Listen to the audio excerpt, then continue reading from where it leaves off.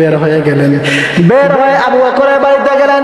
আবু বকরের দরজার সামনে যে আঘাত করলেন আর বললেন, আসসালামু আলাইকুম ইয়া আবু বকর সিদ্দিক। মুসলমান বিশ্বনবী একটা ডাকার সঙ্গে সঙ্গে আবু বকর রাদিয়াল্লাহু তাআলা আনহুর দরজাটা মেলে গেল। সুবহানাল্লাহ বলেন। বিশ্বনবী অবাক হয়ে গেলেন আর বললেন, আবু বকর তুমি কি ঘুমাও নাই? আবু বকর সিদ্দিক রাদিয়াল্লাহু তাআলা আনহু ডাক দিয়ে বলে, পয়গম্বর আপনি আমাকে 2 বছর আগে বলেছিলেন, 6 মাস আগে বলেছিলেন আপনি আমাকে নিয়ে হিজরত করবেন নবী।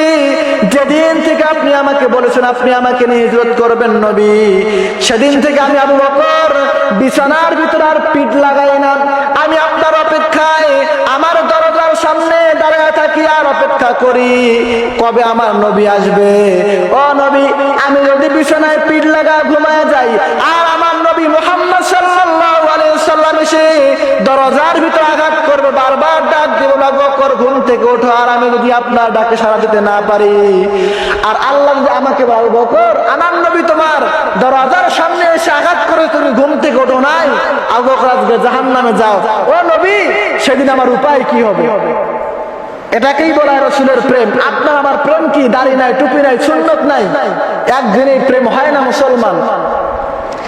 আবু বকর রাদিয়াল্লাহু তাআলা আনহু যখন এই কথা শুনালেন, বিশ্বনবী আবু বকরের হাতটা বিশ্বনবীর বগলের ভিতরে ঢুকায় বলতেছে, আবু বকর তুমি যেমন আমার দুনিয়ার সাথী, তুমি আমার জান্নাতের সাথী। সুবহানাল্লাহ বলেন। এবার নবীজি বলে, নবীজি, আবু বকর বলে, নবীজি আপনি একটু আমার ঘরের ভিতরে ঢোকেন, আপনার জন্য কিছু খানা দানা আমি রেখেছি, এই খানা দানাগুলো খেয়ে আমরা মদিনার দিকে রওনা দেব। আবু বকর রাদিয়াল্লাহু তাআলা আনহুর ঘরে বিশ্বনবী ঢুকলেন। বিশ্বনবী ঢোকার পর খাবার দিলেন, খাবার খাচ্ছেন।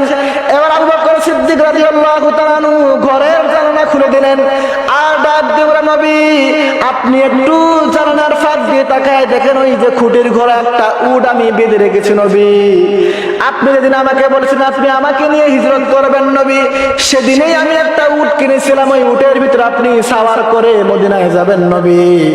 ও নবী আপনি তাকায় দেখেন, ওই উটটা প্রতিদিন রাত্রিবেলায় জেগে থাকে আর কান্না করে আর কি জানি বলতে থাকে।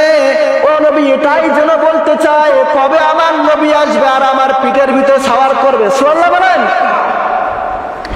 ও নবী শুধু তাই নয়, আমার ঘরের ভিতরে আমার একটা ছোট্ট মেয়ে আছে আসমা, আমার এই মেয়েটা প্রতিদিন রাত্রিবেলায় জেগে জেগে আপনার জন্য রুটি বানায়, হালুয়া তৈরি করে, মক্কা থেকে মদিনা বিশাল পথ, দূরের পথ, ওই দূরের পথের ভিতরে কিছু আটা রুটি এবং হালুয়া তৈরি করে নবীজির সঙ্গে দিবে, কিন্তু নবী আসেন না।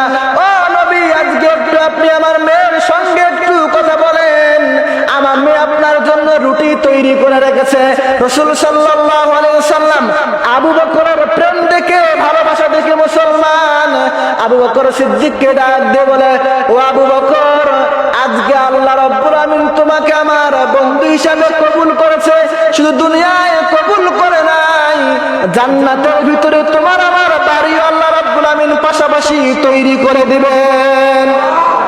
এটাকেই বলা হয় ভালোবাসা মুসলমান। শুধু মুসলমান একদিন জিলাপি খাবেন আর রাসূলের উপর ইয়া নবী বলে সালাম আলাইকা বলে জিলাপি খাবেন, খুরমা খাবেন, এটা